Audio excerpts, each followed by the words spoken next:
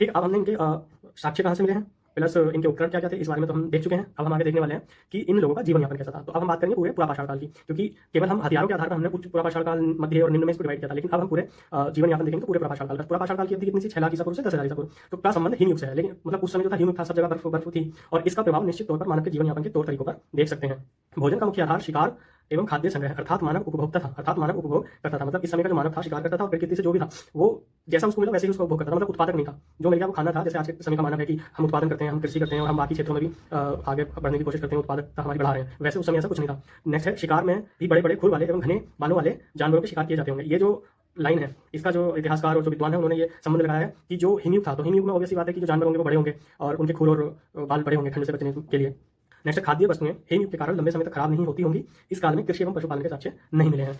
कुछ स्थलों से आग के साक्ष्य, भारत के संदर्भ में अगर हम बात करें तो कुरनूल आंध्र प्रदेश से आग के साक्ष्य मिले हैं। और विश्व के संदर्भ में अगर बात करें तो विश्व की सबसे पहली आग उपयोग करने के साक्ष्य ये हमें मिले हैं। चाओजे ओजियान गुफा है, चीन में वहां से। लेकिन आग का उपयोग भोजन पकाने के लिए किया जाता था या नहीं, ये कहना मुश्किल है, इस बारे में कोई क्लैरिटी नहीं है। नेक्स्ट है, पूरा पाषाण काल में जिस प्रकार मानव ने पत्थरों के उपकरणों का चयन किया और परिस्थितियों के अनुसार उपकरणों में परिवर्तन किया, यह उसके बौद्धिक विकास एवं बेहतर जीवन जीने की इच्छा का परिचायक है। जैसे कि हमने देखा कि समय के साथ हथियारों में परिवर्तन हो रहा है, समय के साथ उपकरणों में वो अपने परिवर्तन ही ला रहे थे, तो ये उनके अच्छे जीवन जीने का इच्छा को दर्शाता है।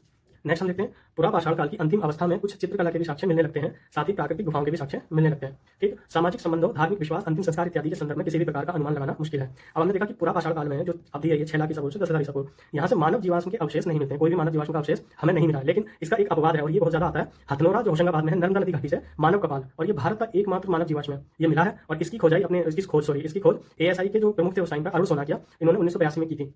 कुछ विद्वान इसे होमो इरेक्टस और कुछ विकसित होमो सेपियंस बताते हैं। इसे नर्मदा मैन के नाम से भी जाना जाता है। ये क्वेश्चन आता भी है कई बार कि भारत का एकमात्र मानव जीवाश्म कहाँ से मिला, तो हथनोरा होशंगाबाद से, या इसकी खोज किसने की थी, तो अरुण सोनाकी ने 1982 में की थी। अब नेक्स्ट हम देखते हैं कि अपना इंडियन मैप है तो उस पर कौन कौन सी जगह कहाँ पे है। तो जैसे अपन देखेंगे जो बेलन नदी घाटी है, जो इलाहाबाद से मिर्जापुर के आसपास है, तो बेलन नदी घाटी यहाँ पे है। सिंधु नदी घाटी तो यहाँ पे है, और ये महाराष्ट्र का नेवासा और चिरकी, यहाँ से जो है हमें हैंडैक्स और कुछ और बेतक मिले हैं। दूसरा ये है पल्लावरम, पल्लावरम से 1863 में सर्वप्रथम रॉबर्ट ब्रूस वुड ने हैंडैक्स की खोज की थी, हम पहले पढ़ चुके हैं।